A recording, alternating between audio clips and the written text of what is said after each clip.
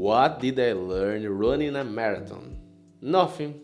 Actually, so I don't say I learned nothing. I learned that 42 kilometers, about 25, 26 miles, is a really long distance. It's not just 21 kilometer and then another 21 kilometer like I thought. The second half is way more painful than the first.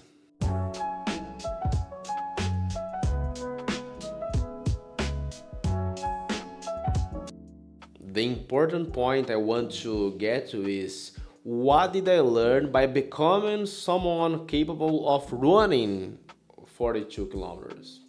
What was that journey like and how did I grow as a person during it? The habit of running brought me several benefits, and I will be happy to share some of them with you. I can easily say it's one of the habits that transformed me the most, and it's one I recommend the most to people. It's an habit I want to cultivate in my son. He is still little and just starting to learn to walk faster, but I can't wait to teach him how to run. Actually, I can't wait to teach him how to overcome the challenges he will face while running. During a run, your mind will tell you to stop, your body will ache and question why you are doing this to yourself. You'll think about things you need to do, things that already happened, and things that will never happen.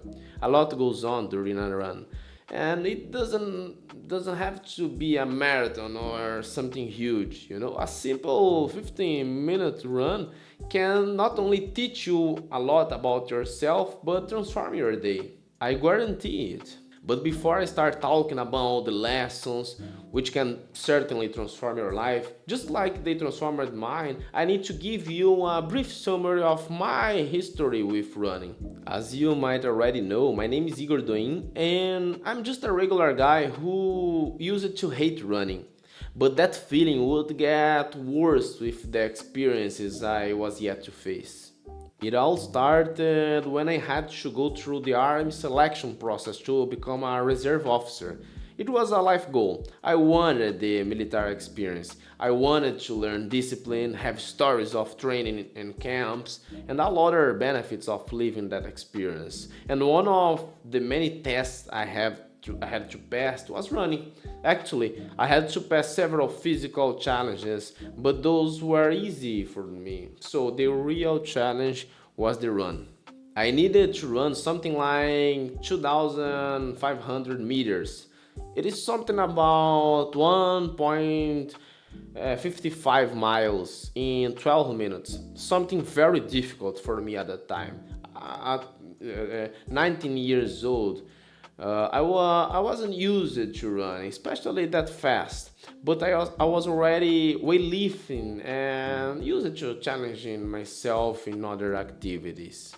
I trained a lot, and in the end, I managed to reach the goal with a lot of sweat and sacrifice. It was real suffering. I was never a runner.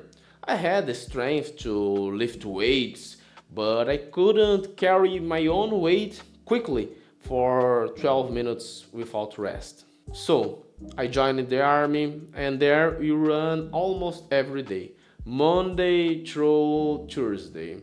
We run about 10 kilometers. It is something about 6.2 miles, besides other complementary exercises.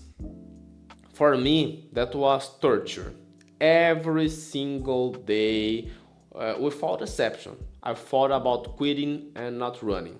But basically, that wasn't an option. I was there because I wanted to be. I passed a very competitive selection process. Nobody dragged me from home to live that. So I had to see it through. If you could stand, you could run. That was the army logic. So I run every day during training, which would prepare me to be an officer and command an infantry platoon. For a long time, I was one of the worst in my class when it came to running. By the end of the training, I managed to reach an intermediate level compared to the rest of the class. I wasn't that bad, but they were really good at running. I broke the push up record, doing over 100 non stop. but I never managed to get the maximum score in running. To get the max score, I needed to run 3,200 meters. It is something about 2 miles in under 12 minutes. I got close, but I never made it. A classmate managed to run 3,500 meters. It is something about 2.17 miles, just to give you an idea. But even without hitting the top score, running at least 50% of the days of the year transformed my body, my mind, and my routine.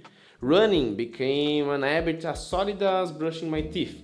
It was part of me, whether I liked it or not. After the army and other experiences I had during this time, like hiking for hours in the middle of the Brazilian Cerrado, it is something like scrubland, a savanna, carrying over 44 pounds in a backpack, gear, and heavy weapons. My mindset also transformed. Since I could hike so much without sleep and without showering, carrying so much weight and wearing combat boots, maybe running about 21 kilometers, it is a half marathon, something about 13 miles, non-stop, in running shoes and clean clothes after a good night's sleep wouldn't be such a hard task, and it wasn't. I ran my first half marathon and even won a first place trophy for my age group. From there, the story followed the same path. I won other trophies, some medals, and then I went for the marathon, which in my head would be like two half marathons, but I was mistaken. The challenge is much greater. But in short, in the end, I won, I conquered myself, I ran 42 kilometers on a paradise trail at the geodetic center of South America in the city of Chapada dos Guimarães, Mato Grosso. It was hours of running, and it felt like I spent weeks inside that race. Time passed differently. It felt like days and days inside that unique day, inside that short period of time. Okay, 5 hours isn't a short period, but you got it. When I reached the end, the feeling was indescribable. The person who started at the starting line at 5 a.m. wasn't the same one who crossed the finish line at 10 a.m. Anyway, enough stories. Let's get to the lessons I learned on my journey as a runner. I think it's clear by now that what transformed me wasn't the marathon itself, but becoming someone capable of finishing that marathon. I hope the lessons I'm about to share with you now encourage you to run, to get back to running, or to keep running. And of course, if you want to hear more stories like that, I can make videos just about it. So here we go. First lesson. When you think you can't go anymore, it means you've only reached about 40% of your real limit. When your mind says, I can't take it anymore, you've probably only hit about 40% of your actual limit. Running taught me this in practice. How many times did I want to stop thinking I'd reached the end of the line, but I pushed a little harder and found out I still had plenty of gas left in the tank?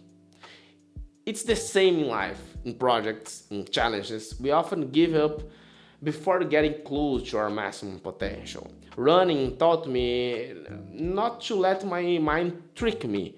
I learned to break through those mental blocks and tell myself, hey, I know you have more energy. Stop acting like you were done because you are going all the way to the real limit. As they used it to say in the Brazilian army, pain is just weakness leaving your body. Second lesson, you need to learn to breathe and to be aware of your breath. Learning to breathe is fundamental. Sounds basic, right?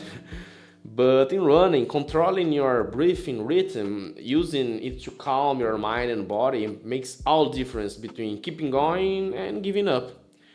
Being aware of your breath keeps you present and gives you control. This applies to running, to a tense meeting, to managing anxiety, whatever. Conscious breathing is a powerful tool. Want to try a test? Right now, start breathing desperately, as if you were in a very tense situation, like this. Oh, you will quickly feel anxious and agitated. Now, if you breathe by completely filling and emptying your lungs calmly, you will feel peaceful and in control of yourself. Third lesson, learn to get comfortable with being uncomfortable. Running is often uncomfortable. It's aching muscles, the cold, the rain, the tiredness. You have to learn to accept these feelings, not to fight against it, but keep going despite it. This ability to embrace the discomfort is crucial for facing any difficulty in life, not just in running, and for getting out of your comfort zone too and keep growing. If you are not feeling discomfort, you are probably not growing. And it is a real statement for everything in life. Fourth lesson, learn to quiet your mind. Learn to quiet your mind, or at least not listen to all the noise. Remember, I mentioned the avalanche of thoughts? Running teaches you to observe these thoughts without getting carried away by them, to find a state of focus, almost meditative. It's incredible training for concentration and for dealing with everyday anxiety. If you learn to run without listening to music or podcast, whatever, just listen to the silence and the sound of your breath, you will realize it is an activity very similar to meditation. I often say that running is as good for the mind as it is for the body. Fifth lesson, have a strategy for managing your energy. Managing your energy is very important in everything in life, especially when we are talking about running, especially over long distance. You can't just start running like crazy. You need a plan, a pace. Know when to speed up, when to hold back. It's a direct lesson to about resource management. You know, in this case, the resource is your own energy. This applies directly to how we manage our time, our projects, and our vital energy so we don't burn out halfway through. Once I ran a race and was one of the fastest at the start. I was very young, okay? I passed everyone and took the lead. But at some point, I got tired and had to slow down. And that's when something really funny happened. A gentleman about 70 years old passed me at, at his light and steady running pace. He overtook me. This taught me that experience and resource management are worth more than poorly distributed energy, you know?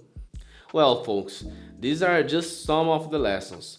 Running for me became a metaphor for life. It taught me about discipline, resilience, self awareness, and the incredible ability to have to overcome our own limits. It's been a pleasure sharing all of this with you. If you'd like more videos like this, I'd be happy to share more with you. Just comment down below. My last piece of advice is if you are thinking about starting, start small. Those 15 minutes I mentioned, they can be the beginning of a major transformation. If you already run, maybe you identify with these lessons. And if you stop it, maybe this is the inspiration you needed to get back. Oh, and I'd love to hear your story with running, or if any of these lessons resonated with you. Oh, leave a comment below. And of course, if you like the video, press the like button and subscribe to the channel for more content like this. So, see you in the next video. Bye for now.